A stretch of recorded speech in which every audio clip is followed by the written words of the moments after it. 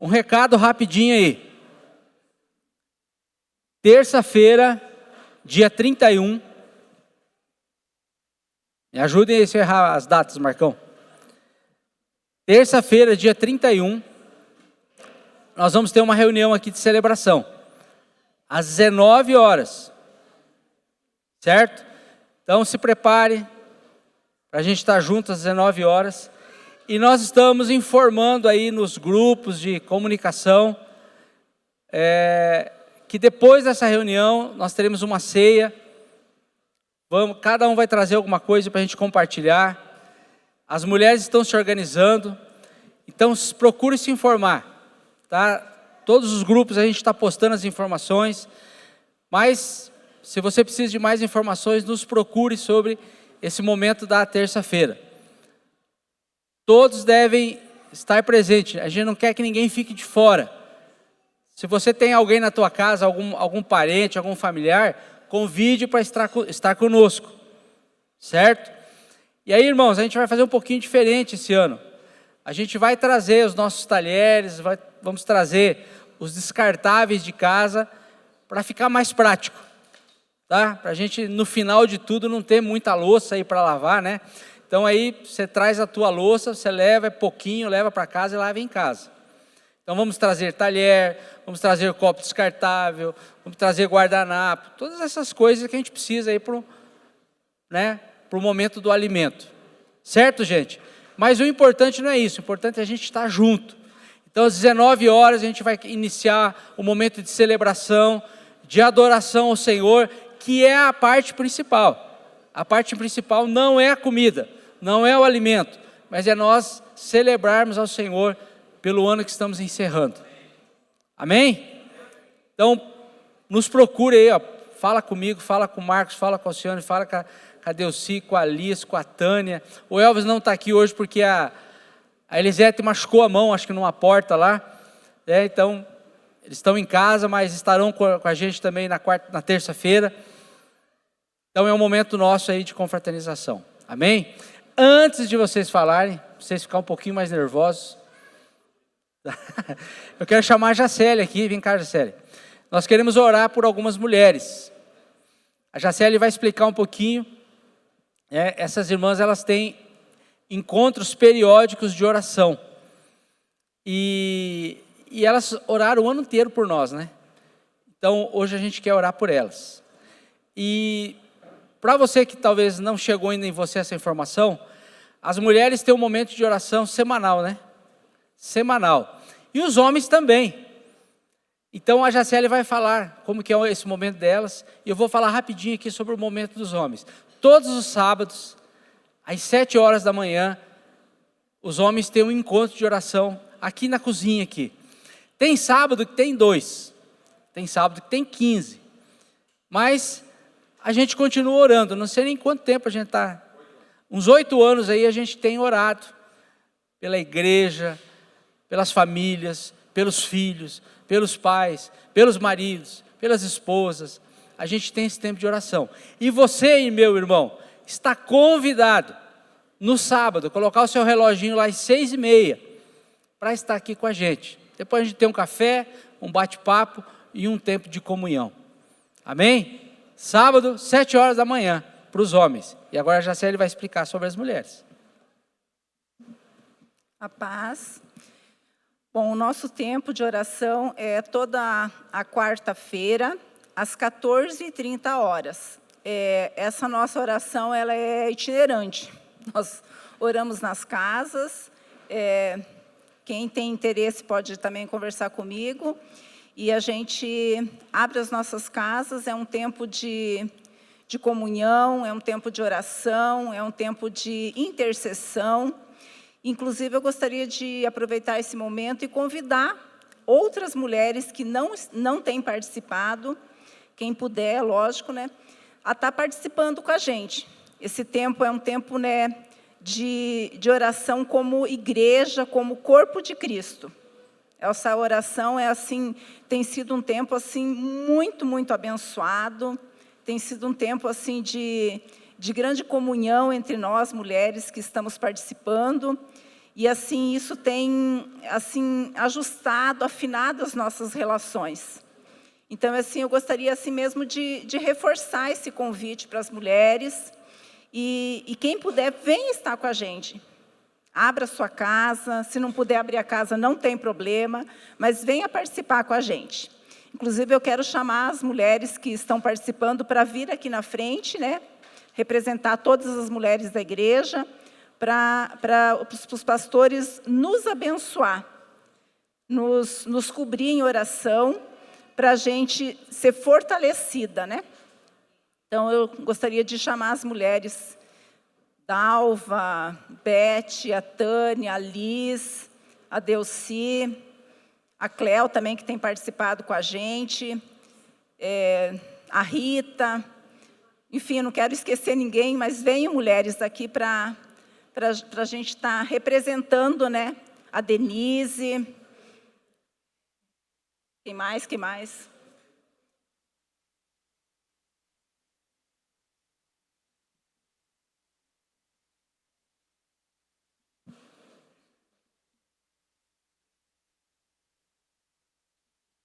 Isso. Bom dia. O Alcione deu a ideia, aquelas mulheres que sentiram no coração, que querem começar a participar também desse grupo de oração, venham para frente, nós vamos estar orando agora.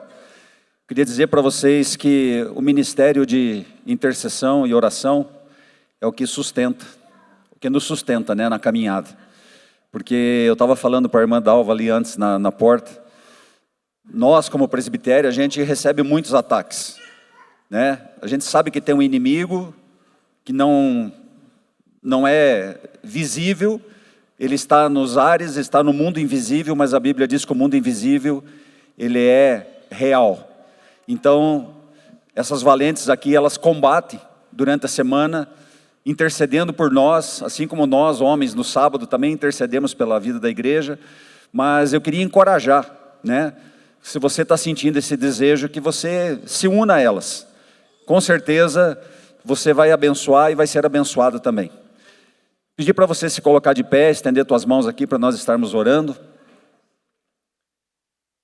Pai querido, nós te louvamos, ó Deus, pela vida dessas irmãs, pelo dom que o Senhor colocou no coração delas, Pai, esse desejo de estar intercedendo, esse dom de intercessão, Pai, pela tua igreja, pela liderança, Pai. Te peço que o Senhor esteja animando o coração de cada uma delas, quando uma estiver cansando, que a outra anime, em nome de Jesus, Pai, que elas possam estreitar os seus relacionamentos umas com as outras, que elas possam desfrutar da Tua presença, Senhor, que elas possam continuar guerreando, Pai, no mundo espiritual, pela Tua igreja, Pai. Em nome de Jesus, eu sei que o Senhor tem usado muitas delas aqui, Pai, já há muitos anos, e nós sabemos disso, Pai, da importância que tem, e nós te somos gratos, Pai, porque o Senhor tem levantado uma geração de mulheres, Pai, guerreiras, uma geração de mulheres fortes, Pai, que estão ali, Senhor, combatendo em silêncio, Pai, nas suas casas, em nome de Jesus, pensando na vida e no corpo da igreja, Pai. Muito obrigado, Senhor. Eu te peço que agora o Senhor derrame graça sobre a vida de cada uma delas. Que o Senhor traga nesse ano que vai começar, Pai, um renovo do Senhor sobre a vida delas, Pai. Em nome de Jesus, que o Senhor enche o coração de cada uma delas, Pai, de tudo aquilo que cada uma necessita. O Senhor conhece o que cada uma necessita, Pai. E eu te peço que o Senhor complete plenamente a vida de cada uma delas, Pai. Em nome de Jesus. Muito obrigado, meu Deus. Aleluia.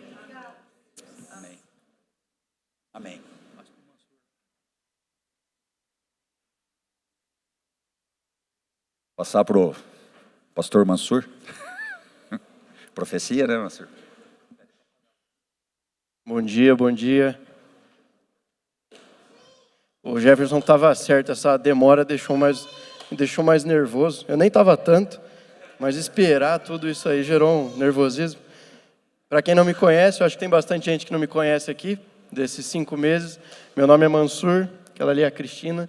Hoje vai ser um pouco diferente o tempo de ministração, mas eu acredito que também é motivo de glórias ao Senhor, é motivo de louvor a Ele, porque é um testemunho, prestação de contas, do que, para quem não sabe, eu e a Cristina ficamos 5 meses lá em São Paulo, saiu aqui, né? Treinamento ministerial seguidores.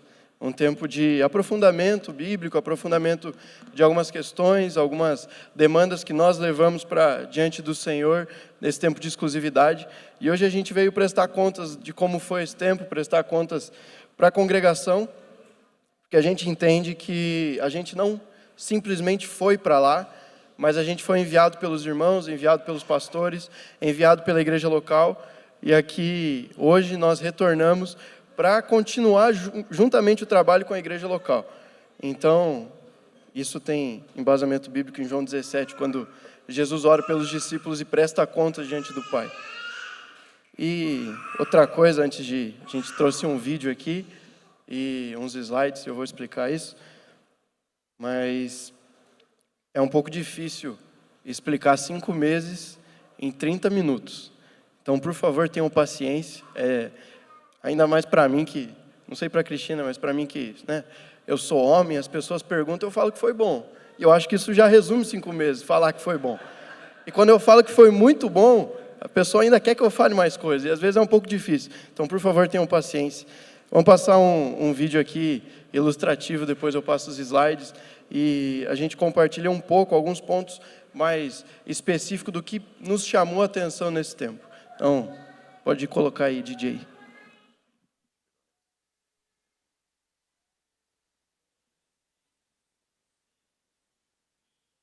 Pode apagar a luz aqui.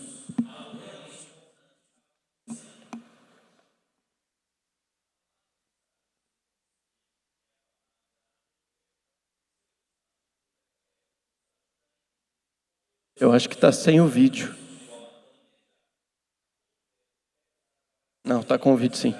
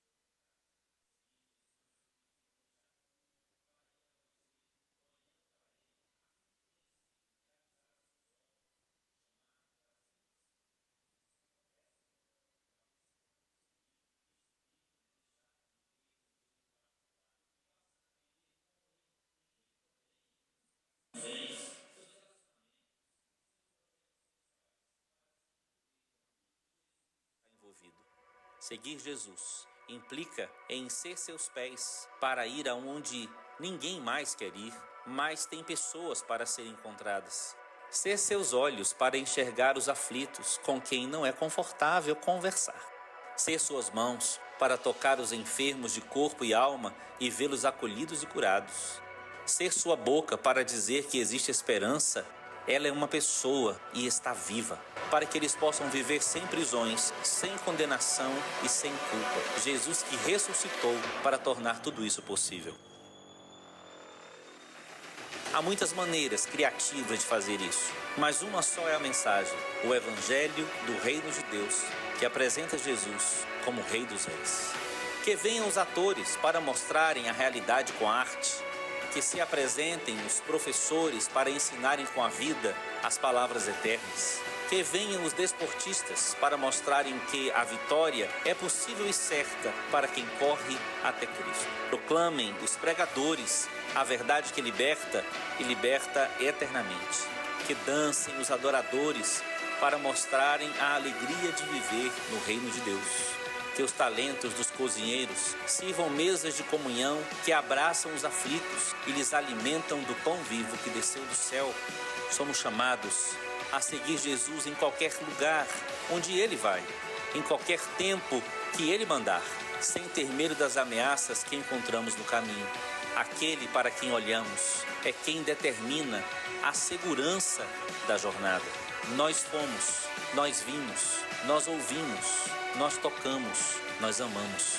Nós queremos mais de Jesus, para repartir com mais pessoas. Não importa o quanto custe, aquele que nos comprou com o preço de sua própria vida, merece que nos gastemos e nos deixemos gastar para que o reino dele cresça e alcance pessoas em toda a terra.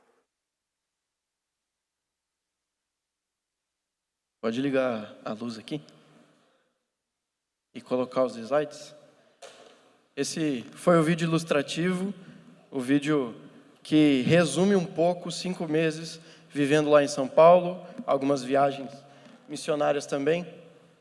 E é interessante, algo que despertou no meu coração para ir, algo que gerou esse interesse, é que esse treinamento não se assemelha tanto a um seminário, não se assemelha tanto ao padrão de escola bíblica que a gente vê, porque existe uma riqueza nesse tempo que é a vinculação às igrejas locais. E eu acho que por isso foi um tempo tão importante. Nós não estávamos lá em um ambiente para-eclesiástico, que funciona juntamente com a igreja. Nós estávamos sustentados por igrejas, nós estávamos sustentados por oração e por sustento até financeiro pela igreja. Nós estávamos e estamos num projeto junto com vocês, junto com todas as igrejas. Foi muita gente, no total de 29 participantes, gente do Acre, do Sul, gente do Peru, da Argentina, que é o peruano que mora na Argentina. E é diferente isso, né? Mas ele mora com 2 baianos. Então ele é peruano, argentino e baiano. É a tríplice cidadania. E aqui vai ter alguns slides explicando um pouco da nossa rotina, algo que o nosso dia a dia, que muitas vezes parece um pouco romântico, né? Vivi 5 meses exclusivamente para o Senhor, mas a gente teve uma vida normal também, uma vida de mexer em horta e galinheiro, que também foi muito edificante. Então, aqui é a foto dos alunos. Se vocês procurarem bem, eu estou em algum lugar aí, a Cristina também. Primeira coisa que acontecia no dia, de terça a sexta. Segunda-feira era exclusivamente folga, e de terça a sexta nós tínhamos as nossas rotinas, sábado e domingo variava um pouco. Nosso devocional coletiva. Antes das aulas, sempre temos um momento de oração, palavra e louvor. Isso, antes das matérias, antes de alguém levar uma palavra, a gente tinha justamente um tempo de devocional. Isso acontecia 7h40 da manhã, todos os dias, de terça a sexta, e era onde a gente levava o nosso coração diante do Senhor para preparar o terreno do nosso coração para receber as palavras. Nós entendíamos e entendemos que nós precisamos alinhar o nosso coração com o Senhor antes de qualquer coisa. Precisamos levar diante do Senhor para que Ele fale mais profundamente conosco. Então, todos os dias, das 7h40 até as 8h30, nós tínhamos esse tempo de louvor, oração e palavra. Depois das aulas, nós tínhamos um tempo de devocional individual, um tempo diário dedicado a estar a sós com Deus. Então, tão importante quanto um tempo coletivo, um tempo de comunidade, que é o que a gente vive na congregação, é também importante um tempo individual com o Senhor, o tempo de levar as nossas petições, súplicas, ação de graça diante do Senhor, e também de aprofundamento, de reflexão, de pensar sobre aquilo que a gente recebeu. Então, depois das matérias, nós tínhamos um tempo de devocional individual. Aí era individual mesmo, não podia usar o celular, não podia nem ouvir música, então era hard mesmo, né? Não podia nem ter aquele sustenido que nos ajuda na oração. Tinha que ser sem música, tinha que ser no ar livre, e cada um separado de cada outro participante. Então, não tinha muita interferência externa. As aulas ocorriam entre o tempo de devocional coletivo e o tempo de devocional individual. As aulas são pela manhã e cada matéria é dada por um professor diferente. Bem autoexplicativo. Toda semana nós tínhamos professores que, na verdade, são os nossos pastores, antes de ser professores, antes de serem técnicos, eles são pastores, homens de Deus, que levavam a palavra para nós, levavam matérias e conhecimentos, conceitos, mas também levavam coração, levavam experiências, e nós fomos muito edificados por isso. E as aulas seguiam um cronograma. Vocês estão conseguindo enxergar aqui? Eu não estou na frente? Tá, obrigado. Seguiam um cronograma de estações. As matérias são divididas em 4 estações. Então, cada matéria estava dentro de uma estação. Estação Deus, Identidade, Igreja e Mundo. Então, na estação Deus, nós estudamos um pouco sobre a natureza de Deus, a pessoa de Deus. Identidade, estudamos sobre a nossa identidade como indivíduos, o nosso propósito aqui na Terra, coisas voltadas à saúde emocional, tantos temas que abrangem identidade. Igreja, estudamos um pouco sobre o funcionamento orgânico da igreja, como que se dispõe, como é o funcionamento da igreja, sobre chamado pastoral, conversamos muito sobre essas coisas. E mundo, também acreditamos que a vida da igreja, a vida dos crentes, precisa interferir na sociedade, precisa interferir no mundo, seja com políticas públicas, seja com ação social, mas principalmente pelo evangelismo, principalmente pela pregação do evangelho, e a gente viu um pouco nesse tempo sobre isso. Leitura bíblica, do dia 15 de julho até dia 12 de dezembro, nós tivemos um tempo de leitura bíblica, semestral no caso, do Novo Testamento e de Provérbios. Cada dia tinha a sua leitura, e nós tínhamos que ler, anotar nossas dúvidas, tínhamos também que atentar para não atrasar, era bem difícil não atrasar na leitura bíblica, eu acho que é uma luta de todo mundo, era a nossa luta lá também, mas foi um tempo para embasar todos os nossos conhecimentos na palavra. E para isso, nós tínhamos a roda bíblica. Tempo para responder dúvidas e compartilhar sobre o plano bíblico. Eu não sei se todos conhecem Ademir de Valinhos, Chico de Campinas, pastores que fazem parte da nossa cobertura, fazem parte do nosso cuidado. Eles iam uma vez por semana na chácara lá em Valinhos e passavam em média 2 horas com a gente para responder as nossas dúvidas. Responder e também compartilhar um pouco do que eles tinham lido sobre as Escrituras. Então foi um tempo muito precioso, muito bom receber de tanta bagagem, e foi isso que a gente usou para aplicar as nossas leituras e também sanar as nossas dúvidas. Igreja caseira, dividida em 2 casas onde compartilham, oram, louvam e ceiam juntos. Então, outro dia à noite, dos 29 participantes, nós fomos divididos em 2 grupos. Um que ficou, não sei se todos conhecem, com o Deide, que morou na África por um tempo, agora retornou ao Brasil, e outro com o Tony Felício, lá de Jundiaí. Então, tinha 2 grupos que semanalmente nós orávamos, ceiávamos, compartilhávamos a palavra, e bem grupo caseiro, igreja na casa, que a gente está acostumado. Grupos de serviço. Nessas equipes, eles realizam juntos tanto as atividades práticas na chácara, quanto as idas às igrejas. Grupo de serviço, eram 4 grupos divididos para o funcionamento da chácara. Então, quando a gente almoçava, a gente tinha que lavar a louça. E lavar também todas as coisas, panelas. Então, nós tínhamos também galinheiro e plantação. Um grupo de serviço era responsável por regar a plantação, colocar comida para as galinhas, tirar os ovos das galinhas e todas essas questões. Tínhamos também áreas comuns, então varrer lugar, essas coisas bem práticas e rotineiras. Nós éramos separados em grupos de serviço. Esse grupo também era o mesmo grupo que visitava as congregações locais, vizinhas ali da chácara. Então, nós íamos, algumas vezes eu vou falar mais sobre isso, para as congregações, para servir as congregações, e era esse grupo que ia. Tarefão. Tarefão é o tempo, depois do almoço, atividades de serviço realizadas por diferentes equipes com o intuito de cuidar e limpar da chácara, que são as tarefas desses grupos de serviço, logo depois do almoço, início da tarde, para manutenção da chácara e esses cuidados. Plantação em galinheiro, obviamente, treinamento de estratégias de subsistência para tempos de perseguição. Chique isso aí, né? Mas lavar galinheiro não é nem um pouco chique. A gente sofreu um pouquinho, mas deu para sobreviver.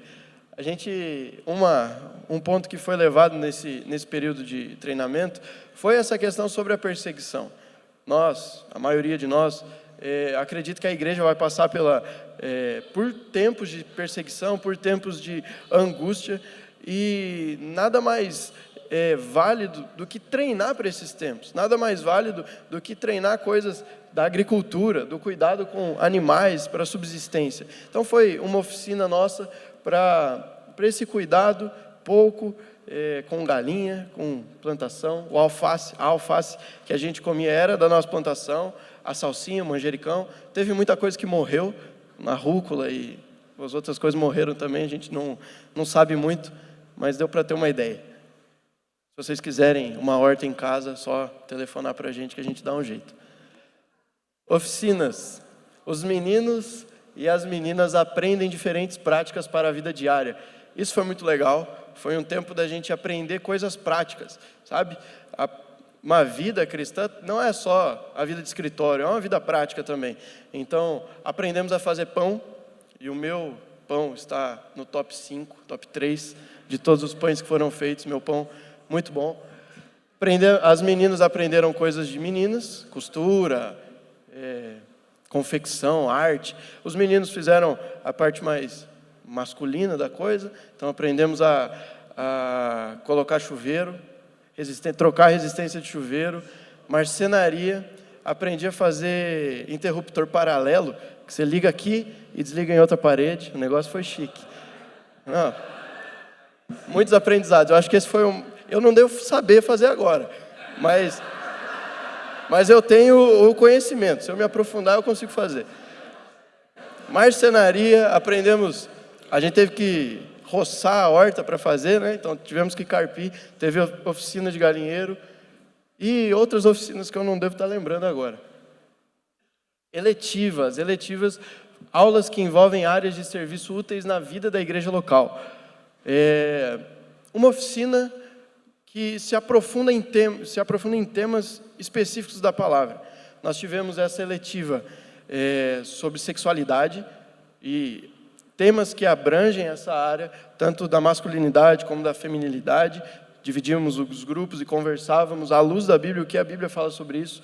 Interpretação bíblica, técnicas de interpretar a Bíblia e também de pregação. Tivemos conceitos para uma vida de pregação e essas coisas. Tivemos também eletiva de composição de música e adoração.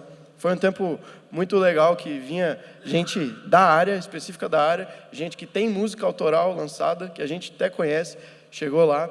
Marcelo Cacilhas foi um dos seguidores, deu uma aula de composição para a gente. Então foi um tempo muito legal. Radicais, atividades relacionadas à estratégia, esforço e trabalho em equipe. Um tempo ilustrativo, às vezes lúdico, mas sempre levava uma palavra aplicada àquilo que a gente viveu. Então, a gente fez umas trilhas, a gente fez umas dinâmicas de ficar vendado, carregar as pessoas no ombro, andar de slackline 4 metros do chão para falar um pouco sobre a nossa segurança e sobre o valor da vida. Foram temas assim bem legais. Tivemos também sobre algo relacionado ao consumismo. Então teve um dia que a gente foi para uma trilha. Esse dia eu fiquei bem estressado assim, porque a gente foi para uma trilha, acordamos cedo. Aí beleza, uma trilha, vocês sabem como é que é uma trilha, né? Você anda um monte para chegar num lugar que te frustra, assim, não tem uma cachoeira, não tem um lugar assim legal para valer a pena a trilha. E na volta, a gente descobriu que a gente não ia jantar. Simplesmente, a gente não ia comer. Deram um pão de forma para cada grupo, dos 4 grupos divididos, os grupos de serviço, e falaram, a gente vai fazer um sorteio para ver quem vai jantar. Porque falar um pouco sobre consumismo, desperdício de comida. Então, justamente eu, morrendo de fome, eu sorteei, eu comi eu comi 1/8 de fatia de pão. Um pedaço assim de ceia, menor que o pedaço de ceia. E daí deram para uma menina que pegou 18 fatias de pães. O peruano ali, ele tem problema no intestino, ele também pegou 18 fatias de pães, ele não pode comer pão. Aí teve que jogar tudo fora, assim, foi um trágico. Mas nos ensinou um pouco o valor assim, do alimento, o valor social dessa... Mas isso aí foi bom para aprender a controlar a fome no campo missionário. Tempo livre. Tínhamos também, como eu falei, não era todo o glamour, tudo o tempo todo. A gente entende, e foi até ministrado sobre isso, que o descanso é culto ao Senhor. O descanso é louvor a Deus, porque Deus não precisa descansar. Deus não precisa desse tempo. Quando Ele criou todas as coisas, no 7º dia, Ele repousou. Mas não porque Ele estava cansado. Mas nós, como culto a Deus, nós temos que descansar. Isso faz parte da nossa vida cristã, faz parte da nossa espiritualidade. Então, tempos livres. Tempo essencial para a comunhão e descanso dos seguidores, dos participantes. Então, vôlei, piscina, vôlei de novo. Vôlei mais uma vez, era o que a gente sabia fazer. E foi um tempo muito precioso. E ter comunhão também com os irmãos foi muito precioso. Ministérios. Temos os seguintes grupos de ministérios: arte, mídia, louvor, oração e palavra, serviço e crianças. Depois de mais ou menos 1 mês e meio, 2 meses, acho que foi isso, foi dividido ministérios. Então, esse primeiro tempo inicial de adaptação foi um tempo de ver e testar algumas coisas que são graça do Senhor para a vida de cada participante. E depois foi dividido. Então, gente que tinha facilidade com arte e mídia foi separado num grupo para executar justamente esse trabalho. Louvor, quem tocava, servia no louvor, oração e palavras, serviço de crianças, para justamente impulsionar e trabalhar desde já essas questões ministeriais, que foi muito, muito importante, um diferencial para esse tempo, porque as nossas idas, os nossos serviços nas igrejas eram divididos por esses ministérios. Então tinha reuniões recorrentes dos ministérios para a gente adaptar e conversar sobre. Evangelismo. Os seguidores compartilham o que têm aprendido por meio de diversas formas de evangelização. Tivemos danças, teatros, um cosplay de circo, não chegava a ser um circo, né? Mas uma tentativa de ser um circo. Então, as meninas subiam nas costas para fazer uma escultura, não sei o que era aquilo, mas a gente teve esse chamariz por público para a gente pregar a palavra.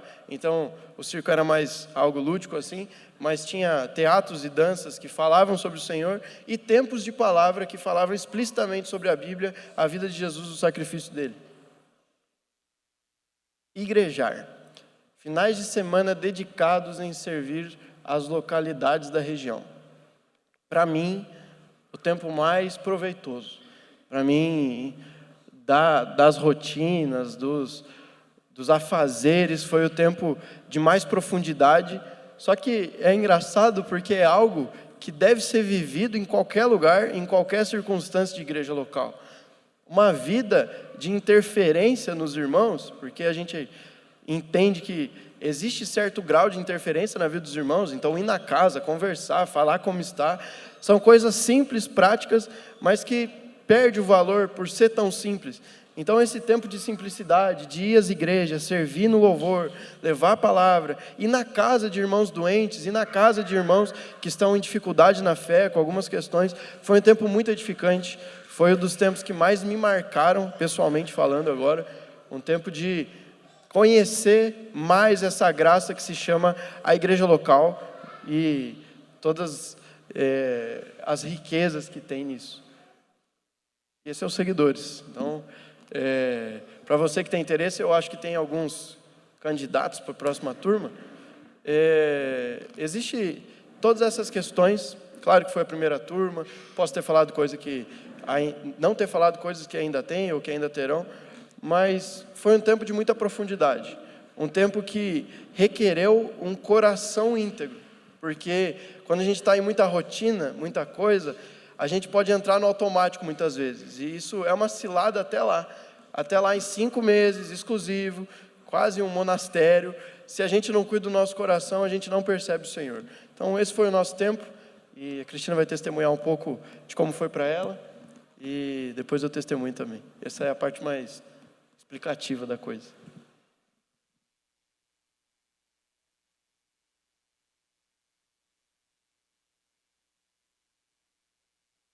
Bom dia. Eu vou falar um pouquinho do que me chamou atenção também nesse tempo. Assim como o Mansur, para mim também é muito difícil resumir 5 meses, né, em 30 minutos. Foram muitas experiências, foram muitas coisas que a gente recebeu dos professores, né, dos pastores, e muitas experiências pessoais também. Mas, assim como o Mansur também, o igrejar para mim também foi muito importante. Foi, acho que, uma das experiências assim, que mais me marcaram, assim, de serviço à igreja mesmo. A gente colocava tudo que a gente aprendeu nos seguidores, a gente colocava em prática no igrejar. E era onde a gente podia ir lá para demonstrar não só a Deus através da palavra ou através do louvor, mas através do serviço também. Era onde a gente colocava em prática tudo que a gente estava vivendo, né? Teve o igrejar que os meninos tiveram que arrancar a árvore, uns negócios assim, enquanto as meninas estavam tomando chá, né? Mas, enfim. E foi muito interessante mesmo, tipo, conhecer novas realidades também de outras congregações, nesse igrejar, a gente saía da chácara, a gente ficava na casa de irmãos que a gente nunca tinha visto na vida, e eles, tipo, abriam a casa totalmente assim, liberta assim, pra gente, assim, a geladeira, deixava toalha, cobertor, travesseiro, tudo. A gente nem precisava se preocupar com essas coisas, que a gente sabia que nas casas iam ter isso, né? Os irmãos sempre nos recebiam com muito amor, assim, né? Com muito carinho. Mesmo não conhecendo a gente, mesmo nunca tendo ouvido falar da gente, assim. E foi um tempo muito precioso mesmo. Além dessas coisas que passaram aqui no slide, também teve as viagens missionárias, onde teve três cidades para onde a gente foi. Teve Itabirito, em Minas Gerais, Carnalbeira da Penha, em Pernambuco, e Huancayo, no Peru. E também esse tempo foi muito precioso, assim, para também colocar em prática o que a gente estava vendo dentro dos seguidores no treinamento. E foi muito importante também para, enfim, né, colocar em prática e ouvir do Senhor também neste tempo, né, servindo aos irmãos e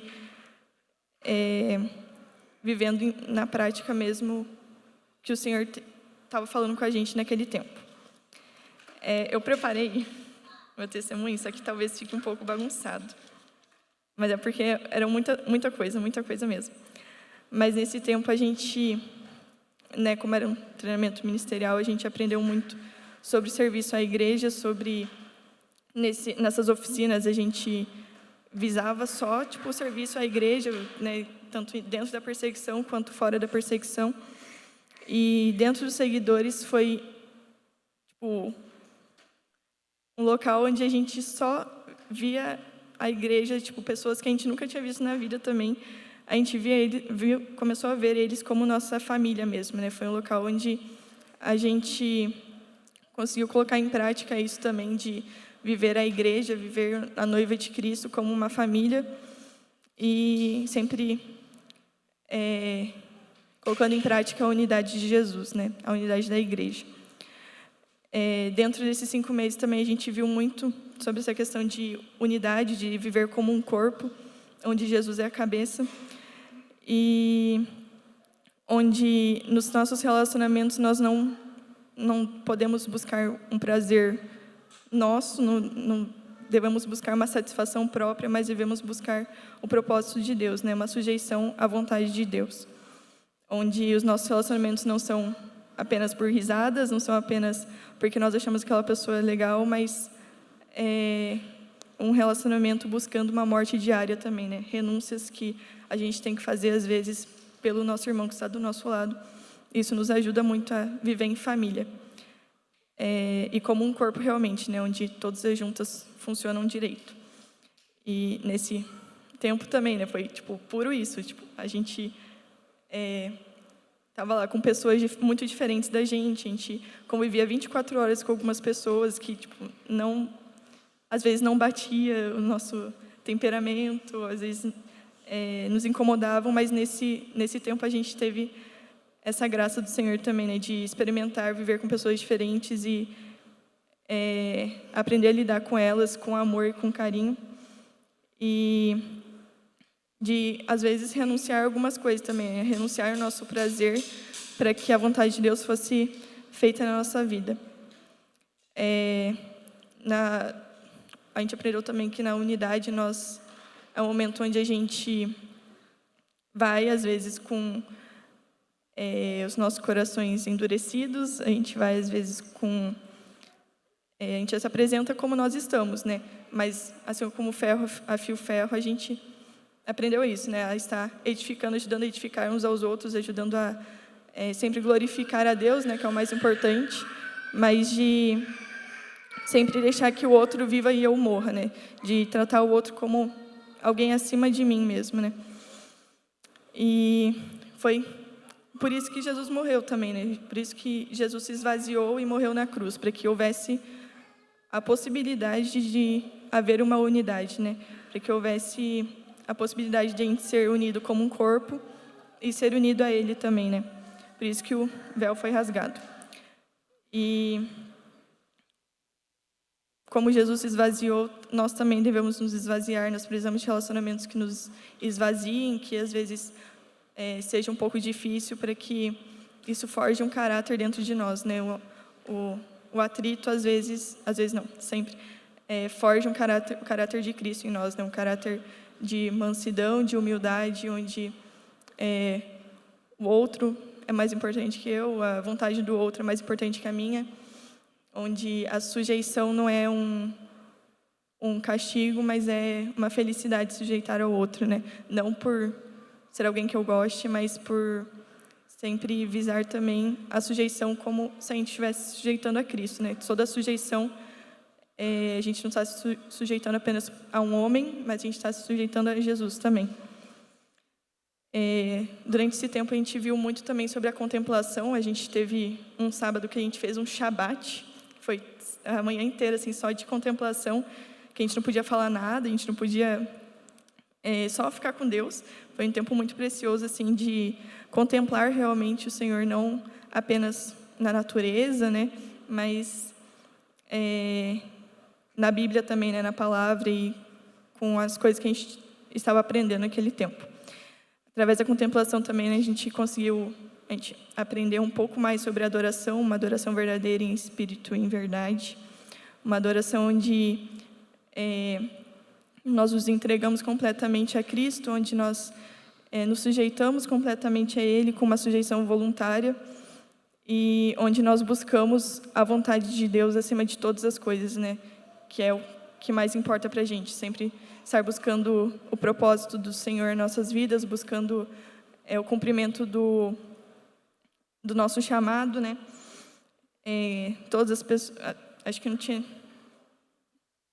Nos seguidores, assim, as pessoas eram muito diferentes, né? Então, tipo, cada um tinha um chamado diferente. Não eram todos especificamente missionários transculturais, mas eram, tipo, todos pastorais, enfim, outros mestres e todo tipo de chamado. Então, nesse tempo, a gente conseguiu ver muito isso, né? De como a vontade de Deus é muito importante para nossas vidas, né? E dentro da unidade, a gente conseguiu ver também de como... algo que a gente já sabia, né, mas que ficou mais firme em nossos corações esse tempo, de como o amor é muito importante também. De como o amor não como um sentimento, não como algo que nos traz prazer, muitas vezes, ou que nos traz angústia, mas o amor com uma renúncia diária também, como se gastar e se deixar gastar pelo próximo, e independente se é amado ou não, independente se sente amado, mas que sempre está lá se gastando e servindo ao outro como se estivesse servindo a Jesus, né, com excelência, não apenas por uma obrigação. E o amar ao outro, o amar aos nossos irmãos, não deve ser, como eu falei antes, né, por uma satisfação, não deve ser por uma busca, uma entrega assim, deve ser uma entrega sem expectativa de retorno, né? Deve ser uma entrega apenas entregando e, tipo, não uma entrega sabendo que você vai ganhar alguma coisa, né? Uma entrega apenas por amor mesmo. E dentro da adoração, a gente aprendeu um pouco também sobre como o arrependimento é muito bom, né? É muito importante para uma adoração verdadeira, né? Como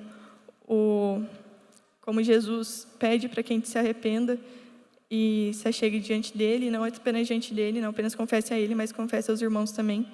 Teve uma manhã que a gente estava tendo tempo para falar sobre comparação. O Deide ministrou para a gente sobre comparação uns aos outros, né, tudo mais. E nessa manhã a gente sentiu de começar a pedir perdão e tipo, foi um tempo muito bom assim de abrir o coração. A gente viu que realmente abrir o coração, o se expor cura, chegar ao irmão e falar que não se sentiu bem com alguma coisa, ou que estava com um sentimento ruim, com o coração fora do eixo, assim, né, do caminho. Isso nos cura realmente, nos traz vida, e de como a morte, a morte da nossa carne, nos traz vida em Cristo, né? Nos traz Jesus vivendo dentro de nós. Dentro da adoração também existe uma sujeição voluntária, existe uma sujeição a Deus, debaixo da vontade dele. Quando nós entendemos a vontade dele, nós devemos estar totalmente dispostos a seguir o que ele nos falou, né? E dentro de tudo isso existe a centralidade de Cristo, né? Existe o viver para que Jesus morra, o morrer para que Jesus viva. E existe a nossa esperança centrada em Jesus Cristo, né? Nossa esperança sempre voltada a Jesus, não estar com expectativas nas circunstâncias, não com a nossa esperança em sentimentos, não em coisas que nos trazem prazer, mas estar com a nossa expectativa sempre em Jesus Cristo, né? Independente, em meio a sofrimentos, em meio a frustrações, estar sempre lembrando de que Jesus é aquele que nos traz a satisfação verdadeira, aquele que nos ajuda sempre, mesmo quando as coisas não dão certo, Ele é o que importa e Ele não nos faltará. Eu gostaria que vocês abrissem Colossenses 1, do 13 ao 19.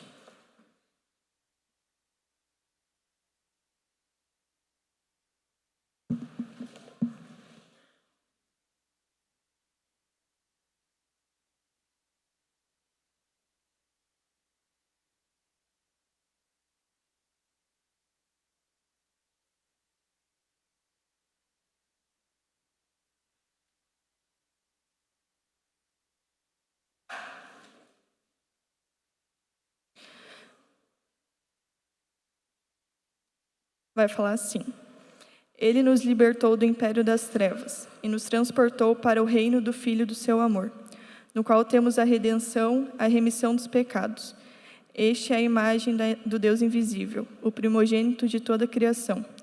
Pois nele foram criadas todas as coisas, nos céus e sobre a terra, as visíveis e as invisíveis. Sejam tronos, sejam soberanias, quer principados, quer potestades, tudo foi criado por meio dele e para ele. Ele é antes de todas as coisas, nele tudo subsiste. Ele é a cabeça do corpo da igreja, ele é o princípio, o primogênito de entre os mortos, para que em todas as coisas ter a primazia. Porque aprove a Deus que nele residisse toda a plenitude. E algo que ficou muito marcado no meu coração também foi de como nosso Deus é pleno em si, como nós achamos a plenitude nele e como ele tem toda a primazia, né? Jesus é o centro da criação e por isso nós adoramos. Jesus é o centro de nossas vidas e por isso quando nós estamos tristes ou quando a gente tem algum sentimento indesejado, nós achamos alegria nele, porque nós o buscamos e porque nós entendemos que eu não tenho nada para promover, porque Jesus tem toda a primazia, né? E é isso que importa, é a primazia do nosso Deus, que todas as coisas existem por causa dele e que ele é um Deus perfeito, né? Jesus foi 100% homem, 100% Deus, e mesmo nunca foi uma criança birrenta, nem um adolescente controlado pelos hormônios ou um adulto que dá ouvido à carne, né? Ele foi um ser perfeito e glória a Deus por isso, né? Senão não só o homem iria à ruína, mas todo o universo, né?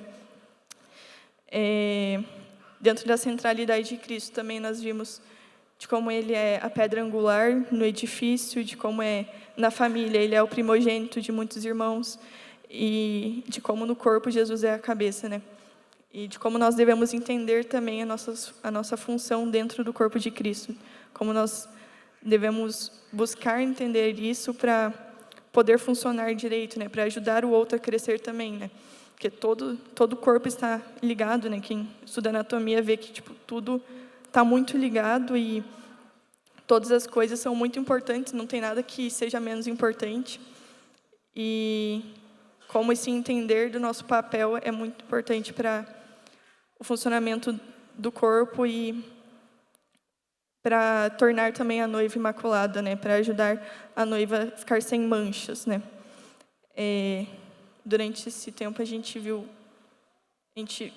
sentiu algo também que foi muito incrível, assim, a experiência de sentir uma falta realmente por Jesus. A gente estava numa bolha ali, né? Nos seguidores, querendo ou não, a gente estava todos os dias buscando Jesus, era muito fácil buscar lá, mas mesmo assim a gente sentia uma falta pelo noivo, a gente sentia um anseio por ver mais a face dele todos os dias, e de como isso é importante, como essa falta é importante, e como nada neste mundo pode suprir essa falta, né? Pode preencher esse espaço que existe em nossos corações, porque ele só vai ser preenchido só na eternidade. Tem outro texto. Efésios 4, do 13 ao 16. Por favor.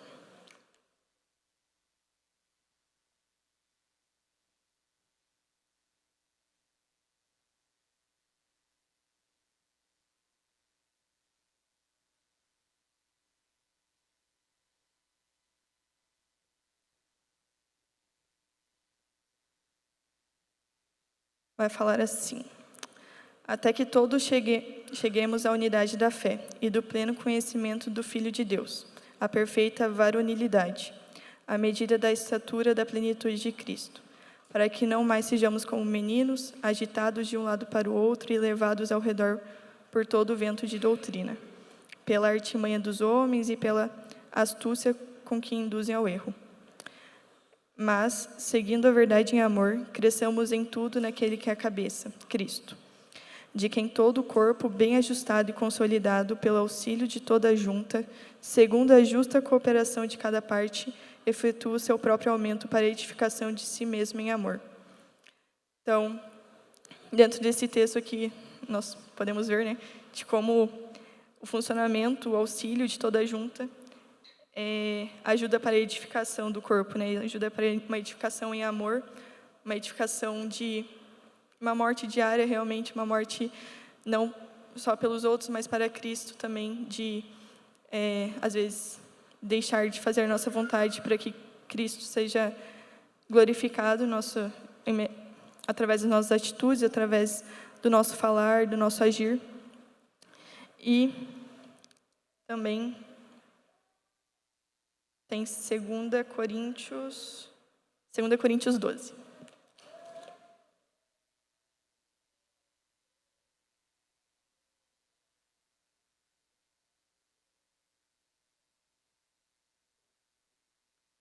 Segunda Coríntios 12, 15.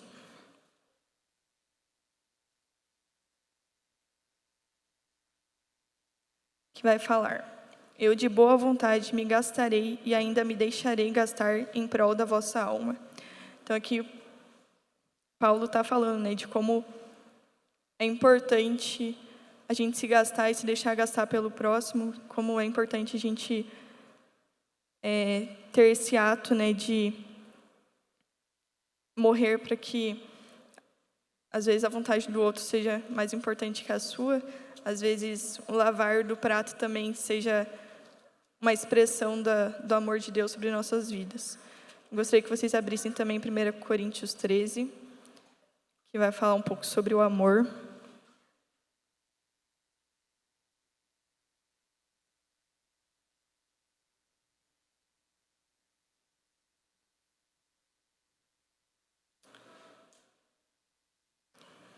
Primeira Coríntios 13, 4. Vai falar: o amor é paciente, é benigno, o amor não arde em ciúmes, não se ufana, não se ensoberbece, não se conduz inconvenientemente, não procura seus interesses, não se exaspera, não se ressente do mal, não se alegra com a justiça, mas regozija-se com a verdade. Tudo sofre, tudo crê, tudo espera, tudo suporta. O amor jamais acaba, mas havendo profecias, desaparecerão, havendo línguas, cessarão, havendo ciência, passará. Porque em parte conhecemos e em parte profetizamos. Quando, porém, vier o que é perfeito, então o que é em parte será aniquilado. Quando eu era menino, falava como menino, sentia como menino, pensava como menino, quando cheguei a ser homem, desisti das coisas próprias de menino, porque agora vemos como em espelho obscuro. Então veremos face a face. Agora conheço em parte, então conhecerei como também sou conhecido. Agora, pois, permanecem a fé, a esperança e o amor. Estes 3, porém o maior destes é o amor. Bom, nesse texto vai falar claramente, né, sobre o amor e de como ele é importante, né, como ele é importante tanto na nossa vida como unidade, como um corpo, como no nosso relacionamento com Jesus Cristo. O Tony, no começo dos seguidores, ele fez uma dinâmica com a gente de, ao invés de falar, substituir a palavra amor e colocar Jesus, que daí ficaria o versículo 13. Agora, pois, permanecem a fé, a esperança e Jesus. Estes 3, porém o maior destes é Jesus. No caso, ele leu o capítulo inteiro, né? E foi muito impactante também. Mas de como uma verdade que já tinha no nosso coração, né? Que é que Jesus é o amor, de como ele é importante também nos nossos relacionamentos, né? De como o nosso serviço uns aos outros não é apenas por afeto, não é apenas por eu gostar daquela pessoa, mas é para demonstrar Jesus também através, às vezes, de varrer o chão, lavar o prato, ajeitar as cadeiras, ou, sei lá, fazer qualquer coisa mais prática, assim, de como isso é importante, mas de como é importante também estar disposto e disponível a escutar as pessoas, né? Nesse tempo a gente se deixou disponível e se dedicou a dizer sim a todas as coisas que vierem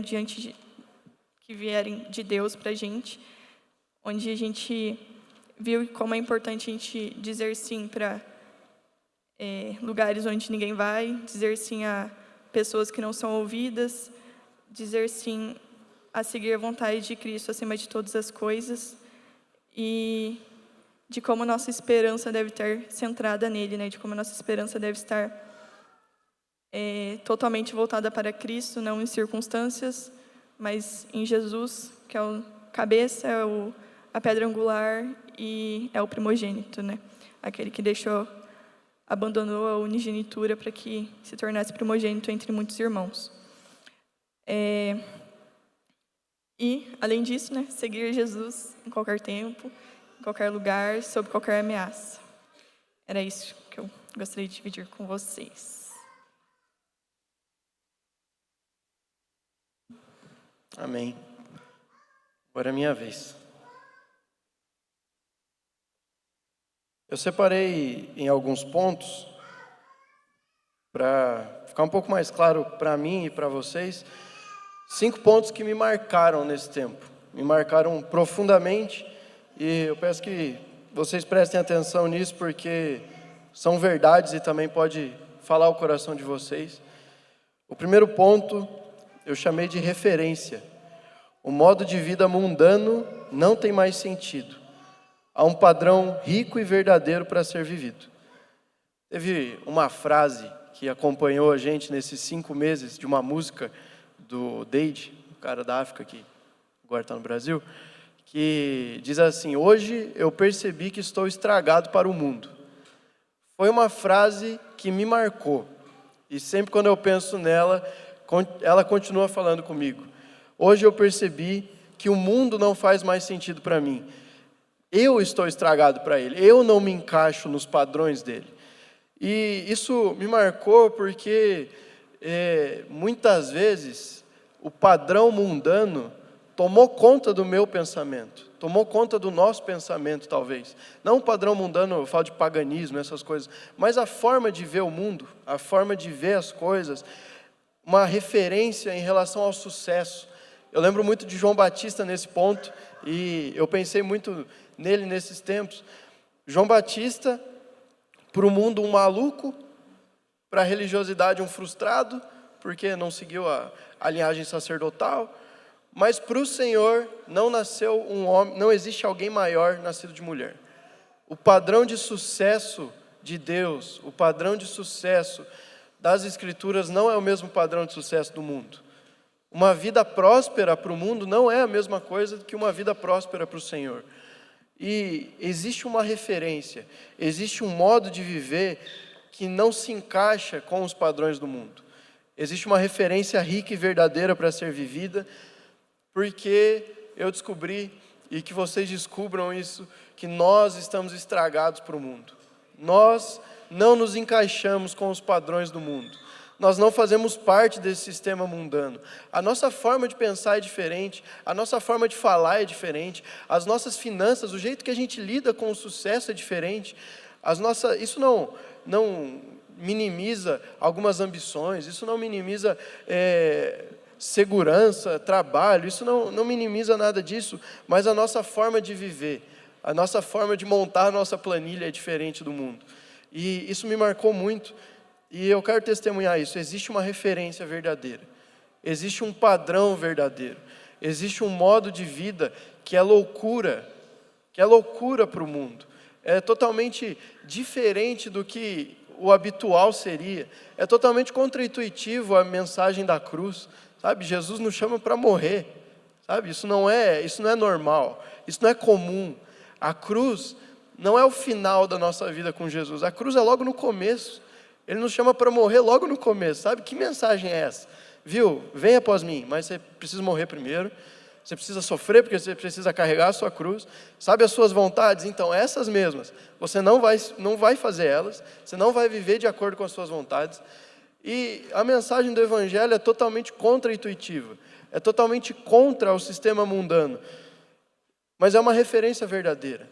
Existem dois caminhos, o caminho que leva à vida, que é apertado, que é estreito, mas existe também o caminho que leva à perdição, que ele é amplo, ele é agradável, atrativo, e isso ficou no meu coração. Existe uma referência verdadeira, sabe? Eu não consigo mais projetar a minha vida a longo prazo com a mesma ideia do que pessoas do mundo projetam, sabe? Isso que eu tenho minhas ambições de trabalho, eu tenho minhas ambições no que dizem respeito a finanças, eu tenho minhas ambições, eu tenho minhas vontades, eu tenho meus planos, mas a minha forma de pensar e planejar não é a mesma, sabe? O que basaliza a minha planilha, o que faz sentido na minha balança, não é a mesma coisa que faz sentido para o mundo. E graças a Deus por isso, né? Graças a Deus que eu sou falido para o mundo. Graças a Deus que o meu negócio, se eu for no Shark Tank com o meu negócio, eles não vão comprar, não vão investir, porque eu não preciso disso também. A minha segurança está no Senhor, a minha referência está à luz das Escrituras, e essa é a vida mais verdadeira que pode ser vivida. Essa é a vida mais prazerosa que pode ser vivida. Não só verdadeira, mas prazerosa. Isso é interessante, né? A nossa vida não é um lamento, sabe? É prazeroso servir a Jesus, Ele supre todas as necessidades do nosso coração. Esse é o primeiro ponto. O segundo ponto eu até achei interessante, justamente hoje, que eu chamei de extravagância. E vocês entendem por quê, né? Uma vida profunda não é somente o conhecimento. Ela vem acompanhada da devoção, do serviço, da adoração e das afeições verdadeiras pelo Senhor. Isso aqui é um ponto que preciso contextualizar um pouco. Quando eu planejava e idealizava algumas coisas sobre esse tempo em São Paulo, que querendo ou não foram 6 meses planejando, fiz até rifa, e eu pensava sobre, né? Eu planejava sobre, nossa, como que vai ser? E eu tinha no meu coração, eu acho que até escrevi em algum informativo solto por aí, eu tinha no meu coração uma ideia de profundidade. E, sabe, tudo bem com isso, tudo certo, não tem nenhum problema nisso. Eu imaginava as aulas e falava, nossa, eu queria ter umas aulas legal, assim, queria ter uns pontos ali que ainda é obscuro para mim, eu queria ver o que eles pensam, eu queria estudar junto com eles, eu queria conversar sobre temas, eu queria falar sobre livros, eu queria ter uns companheiros para conversar sobre essas coisas. Aí eu percebi que tudo que eu planejava não foi muito suprido. Aí eu fiquei um pouco frustrado, fiquei em crise. Falei, nossa, não foi o que eu planejava. A profundidade que eu planejava não foi a que foi entregue. E eu percebi, pela graça do Senhor, logo percebi que profundidade não é simplesmente e somente conhecimento. Mas isso não exclui o conhecimento, não exclui conceitos. Profundidade é uma vida de devoção, é uma vida de piedade, é uma vida de extravagância, é uma vida com o Senhor que é profunda nas afeições. E eu percebi que os professores não eram professores. Eu percebi que a gente não era aluno. Eu percebi que era pastor, gente de Deus, gente fervorosa, com muitas vivências, mas que levavam o coração diante de nós. Eu falei do Ademir antes. Ademir, ele é fora da curva, assim. Eu acho que é até meio autista, se parar para pensar. Porque ele tem umas 8 faculdades, ele fala difícil, assim, os termos difíceis você não entende, mas quando ele ia falar com a gente, ele falou sobre cosmovisão, sabe? O ponto para ser difícil na hora de falar. Ele chegou lá, falou um monte de coisa, aí ele terminou falando do texto de Colossenses. Cristo em nós, em vós no caso, mas aplicando, Cristo em nós a esperança da glória. Ele começou a falar de Jesus e aquele homem soluçava de chorar. Sabe, aquilo me marcou porque, nossa, o cara é tão inteligente, tão profundo, às vezes meio difícil de ter uma conversa normal, assim, não sabe falar sobre coisas pontuais, tem que ir lá para o meio filosófico, mas quando falava de Jesus, ele se quebrantava. E ali eu percebi que eu quero ter essa vida de extravagância. Isso me marcou. Eu quero ser profundo, mas profundo em devoção, profundo em relacionamento com Deus, profundo em não me amoldar ao padrão que está acontecendo de tanta frieza, não me amoldar a rotinas de reunião, não me amoldar, já que está assim, o que vai ser eu levantar minha voz para orar? O que vai mudar? Mas ser extravagante. Daniel falou hoje sobre a mulher que ungiu Jesus, e em outro texto, né, em outra referência, não sei se é a mesma mulher, em Mateus 26 fala que o que ela fez será lembrado, onde o evangelho for pregado. A mulher que ungiu Jesus para o sepultamento, Jesus fala isso. Onde o evangelho for pregado, aquela mulher será lembrada. Sabe, esse nível de extravagância, primeiramente é para o Senhor, mas isso interfere no ambiente. A extravagância, a profundidade, uma vida profunda, uma vida de experiência com Deus, sabe? Antes eu te conhecia de ouvir falar, hoje de contigo andar. Essa extravagância interfere os ambientes, essa extravagância muda a ótica do ambiente e tudo mais. A gente não precisa de máquina de fumaça, não. A gente precisa de corações profundos, corações devotos, corações sinceros. Esse foi o segundo ponto que me marcou. São 5 pontos no total, para vocês não ficarem tensos. Não é cada ponto para um mês, mas foi o que aconteceu. Terceiro ponto, simplicidade. O chamado a encontrar Jesus no ordinário e no diferente. A riqueza de vê-lo sem impeditivos. A Cristina falou um pouco disso e eu testifico, porque foi uma experiência que eu nunca vivi antes e por grau de experiência, ninguém aqui viveu provavelmente. Que é morar com 28 jovens numa chácara. Meio caótico isso, né? Tem tudo para dar errado. 28 pessoas totalmente diferentes de mim. Diferentes na forma de pensar, diferentes de lidar com as situações, diferentes de reações, sabe? Você faz uma piada com uma pessoa e você não espera uma reação que veio. Você fala, nossa, achei que ia ser normal, assim, tipo, só um comentário. Mas não, as pessoas eram diferentes, todas as pessoas são diferentes de mim. Só que aqui eu estava um pouco acostumado, né? E não tinha só jovem, tem essa questão que é singular, né? E eu acho assim que foi graça do Senhor viver esse tempo com essas pessoas. Eu não acertei sempre. Eu não fui o cara mais humilde sempre. Eu não fui aquele que enxergou Jesus na vida do meu irmão sempre. E também não presumo, de forma meio além da realidade, acertar sempre.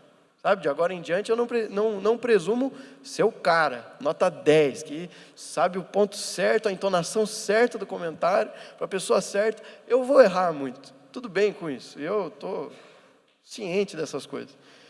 Mas o Senhor começou a levar o meu coração para entender que existe Jesus no diferente, existe Jesus no comum também, sabe? Porque, parando para pensar, se a gente negar isso, a gente está negando a criatividade de Deus. A gente não está negando o nosso irmão, simplesmente. A gente não está falando, viu, você precisa melhorar, você precisa se enquadrar ao meu padrão. Não, quando a gente nega, principalmente no meio da igreja, a gente nega a criatividade de Deus. A gente está negando a multiforme graça. A gente está negando que Deus, primeiramente, o nosso Deus trinitário, é um Deus de comunidade. Ele já é complexo na forma dele. Como que essa complexidade não vai se mostrar na igreja? Se é um reflexo de quem Deus é. E eu fiquei pensando nisso porque se eu nego esse relacionamento, se eu não enxergo Jesus na vida do meu irmão, eu estou negando Deus. Eu estou negando a forma que Deus decidiu que a vida no corpo se manifestasse. E pensem nisso, por favor. Outra coisa, dentro desse ponto de simplicidade, é enxergar Jesus no ordinário, no simples. A criação declara a glória de Deus. É muito bonito isso. Isso não faz de nós nenhum ambientalista de ficar contemplando o pôr do sol. Não existe problema nisso. Nós adoramos Deus que fez. Nós adoramos Deus que se manifesta na vida do nosso irmão. E eu, parando para pensar assim, estando numa chácara em que o meu redor era morro e árvore, eu comecei a entender que o sistema, talvez, que a gente vive, eu não estou falando para a gente largar tudo e ir para o meio do mato, mas as coisas facilitam certa anestesia na nossa mente, cauteriza a nossa mente. E uma mente cauterizada, uma mente anestesiada não enxerga Jesus no ordinário, não enxerga Jesus no amanhecer, não enxerga Jesus nos relacionamentos, não enxerga Jesus, sabe, com uma criança, com um pôr do sol, com coisas que estão ao nosso redor. Claro que a Bíblia é a expressão exata da palavra de Deus, não estou falando que existem outros meios infalíveis de revelação, mas existem meios para encontrar Jesus. Isso é graça, sabe? Isso é maravilhoso. Isso deixa a nossa vida muito mais dinâmica, muito mais contemplativa.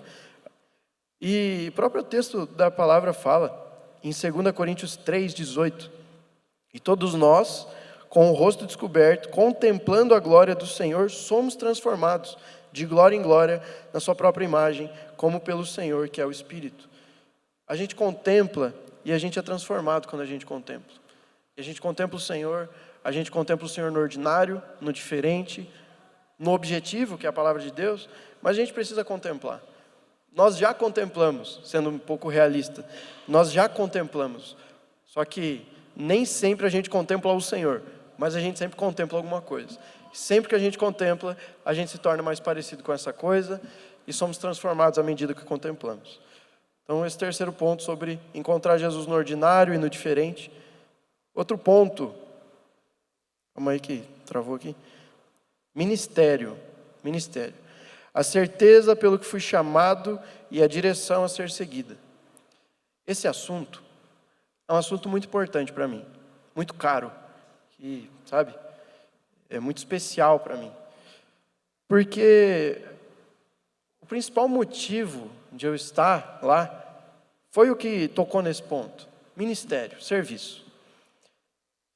Às vezes existe certa gourmetização e valorização acima da média sobre esse tema, uma certa mística, mas eu percebi que é muito comum, é muito simples, é muito mais simples do que a gente pensa.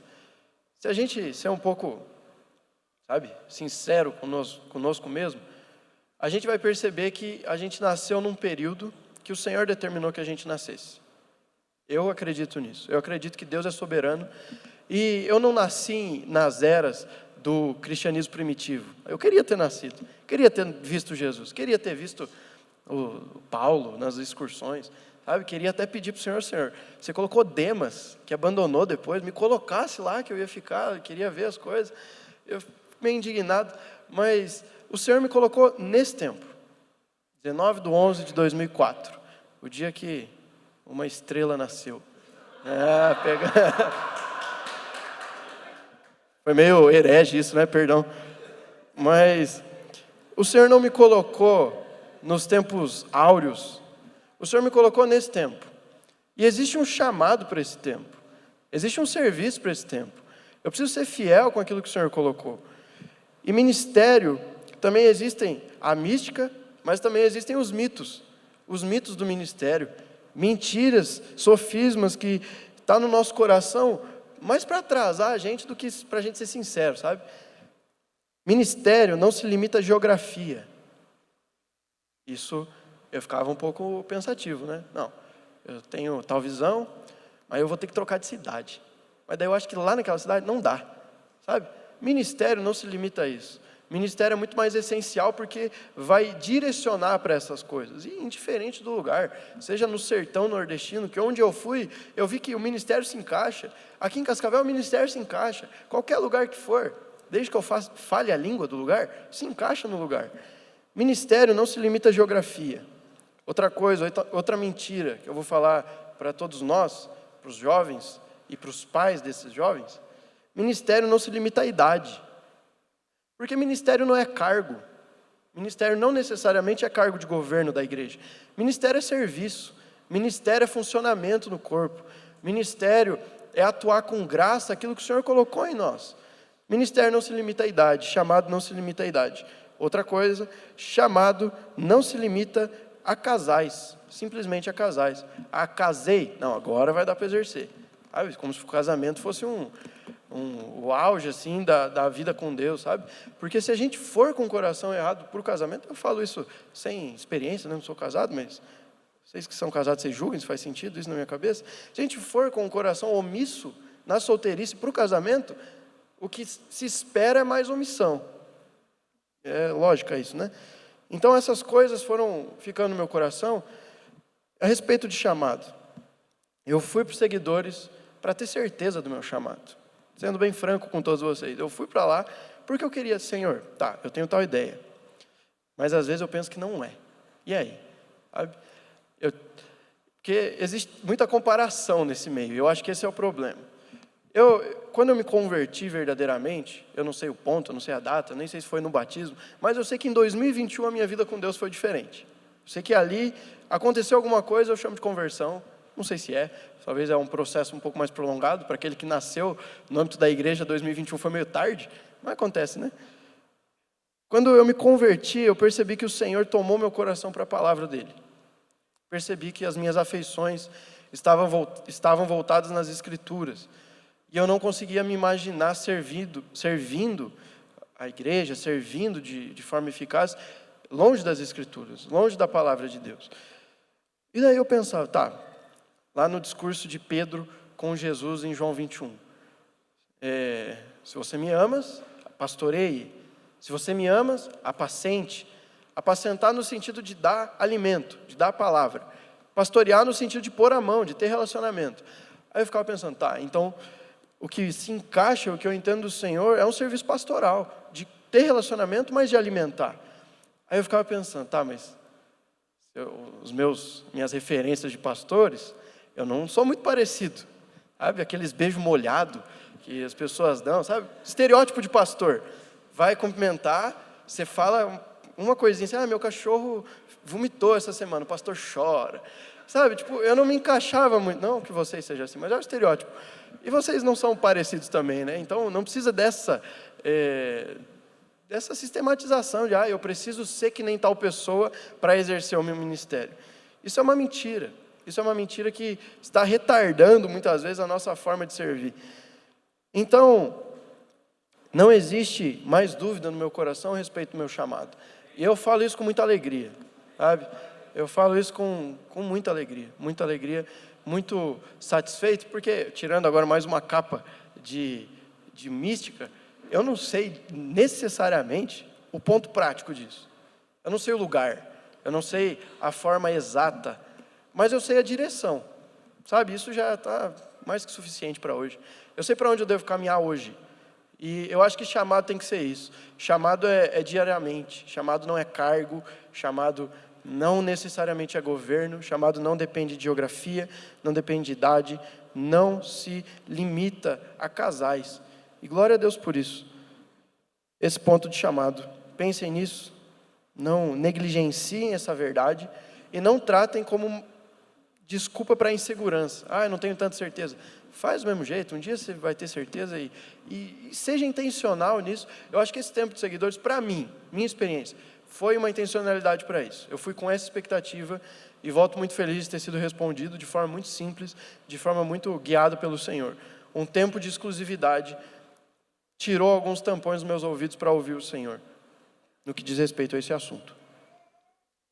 Último ponto para a alegria de vocês, ou tristeza, aplicação, chamei de aplicação.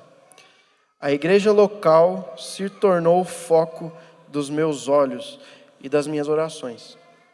As experiências que tive me trouxeram gratidão, senso de responsabilidade e amor pela comunidade a qual pertenço. Um assunto muito importante para mim também. Eu acho que todos os pontos anteriores e tudo que a Cristina falou, tudo que a gente trouxe aqui como um projeto, talvez, desemboca nesse ponto. A aplicação à igreja local. Esse é um assunto muito, muito importante, muito engraçado para mim pensar hoje, porque eu tive fora, né? E um exemplo que eu acho que sintetiza um pouco, um exemplo que é meio particular, mas eu acho que dá para encaixar. Vamos supor que você é um pai, você viaja muito, né? Você é representante comercial, não sei porquê, você é representante comercial e o seu filho adolescente está crescendo muito, está ficando muito grande, está ficando muito alto. Meio particular, né, o exemplo. E o pai vai lá e viaja uma semana, sai na segunda de manhã, volta sexta à noite. Aí quando ele volta, ele fala, vai lá para a esposa dele, né? Nossa, amor, Josiane, talvez. Como o Mansur cresceu essa semana, está 10 centímetros mais alto. Aí ao outro lado, né, a Josiane, não, Ali, não sei quem é também, né, o exemplo hipotético. Eu nem percebi, sabe? Ela não percebeu por quê? Porque ela está no convívio, simplesmente por isso, não tem outra explicativa. Quem está no convívio não percebe mudanças drásticas. Aquele que se ausenta um pouco e volta depois percebe. Está aqui, do nada está aqui em cima. E eu tive esse sentimento assim sobre a igreja local. A gente, quando está nesse meio, fazendo e vendo todo dia, toda semana, a gente não percebe o quanto cresce. A gente não percebe o quanto se desenvolve. A gente não percebe o quanto cresceu, o quanto evoluiu, o quanto, a palavra que você quiser usar. E eu achei interessante isso, porque estando fora e voltando é uma sensação muito estranha. Vou ser sincero com vocês. Mas eu tenho no meu coração que eu não sou visitante, por mais que seja o meu segundo culto. Eu não sou visitante. Eu tenho no meu coração que eu pertenço a vocês. Eu pertenço à igreja local. E a responsabilidade só é exigida daquele que pertence. Visitante que chega na tua casa, você não vai pedir para ele lavar a louça. E você não vai ficar indignado se ele lavar a louça. Agora teu filho, sabe? Sua visita que não precisa nem bater na porta, só entra, já mexe na tua geladeira. Você fica meio indignado, não faz nada, não é responsável sobre nada. Eu acho que a igreja local, quando falado sobre o pertencimento, traz consigo a responsabilidade. E eu acho que esse tempo de seguidores, esse tempo longe daqui, de estar um pouco ausente, a minha volta, eu não consigo me imaginar, sabe, um pouco alheio, assim. Por mais que exista a acomodação agora, adaptação, entender como que funcionou, porque vocês não pararam no tempo, vocês andaram durante 5 meses também, vocês cresceram, talvez vocês não percebam, talvez não seja nítido a olho nu daquele que está no meio, mas para mim que ficou fora agora vai voltar, ou voltou no caso, eu vou perceber mudança, eu vou perceber crescimento, eu vou perceber pontos que não eram e agora são, ou pontos que eram e agora não são. Isso não me assusta não, porque isso é o curso normal da vida, isso é o curso normal das igrejas, da igreja local. E eu acredito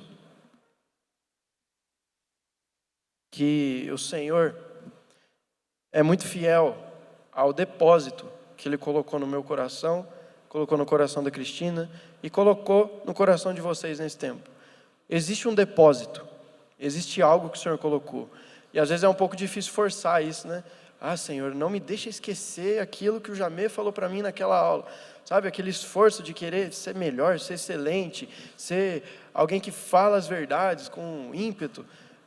O Senhor é fiel ao depósito que Ele colocou. Todas as palavras que eu ouvi, todas as experiências de igrejas locais que foram ótimas, sabe, um funcionamento muito diferente no domingo. Eu vou falar isso, eu vou falar, nossa, eu experienciei isso, eu vivi isso, o que vocês acham, o que vocês pensam? Mas eu também vivi realidades de igreja local que não são tão boas assim.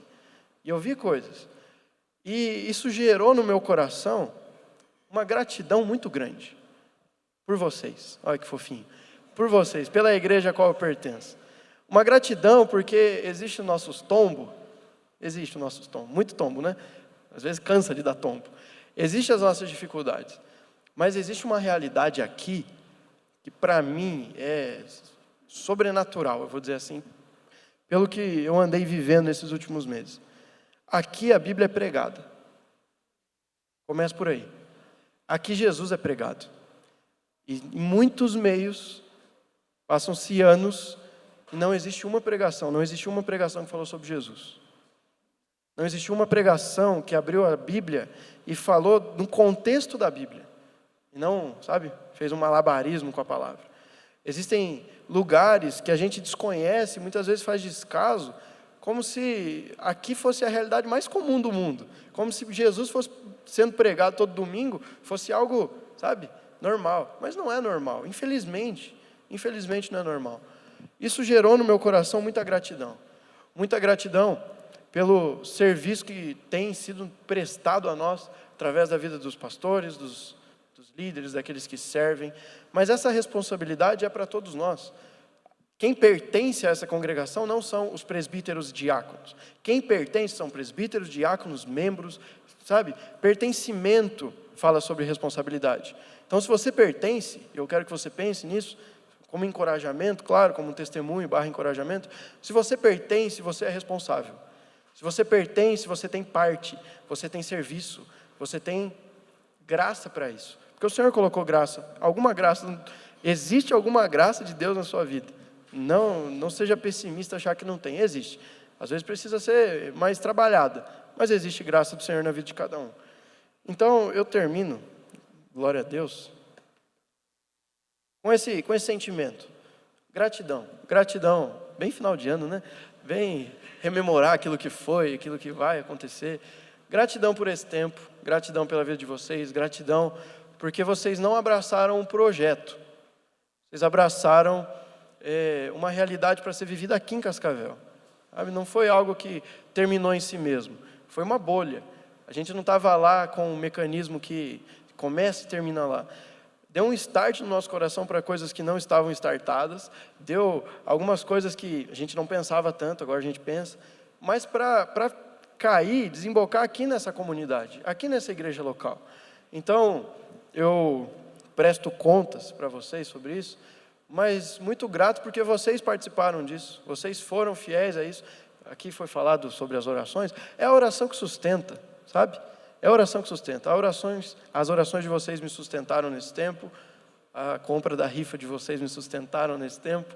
Foi um tempo que toda a congregação fez parte. Tem até irmãos que não estão aqui, mas fizeram parte disso. Então, louvo ao Senhor por esse tempo, louvo ao Senhor pela vida de vocês, sabe, pela graça do Senhor de falar conosco. Foi a graça do Senhor, foi, sabe, uma graça absurda. E existe trabalho mais para frente, né? Existe serviço, existe agora uma vida a ser vivida, sabe? 20 anos, agora tem que trabalhar, tem que fazer uma coisa no padrão do mundo de sucesso. Mas eu estou muito tranquilo em relação a isso, porque existe trabalho, o Senhor é fiel. E a gente caminha junto, né? Bem emocionante e coach, aquela... Sozinho você vai mais longe. Sozinho você vai mais rápido, junto você vai mais longe. Sabe, a gente não caminha sozinho, a gente não caminha com individualismo. A gente caminha junto com as nossas individualidades. Isso é maravilhoso, isso é a graça do Senhor.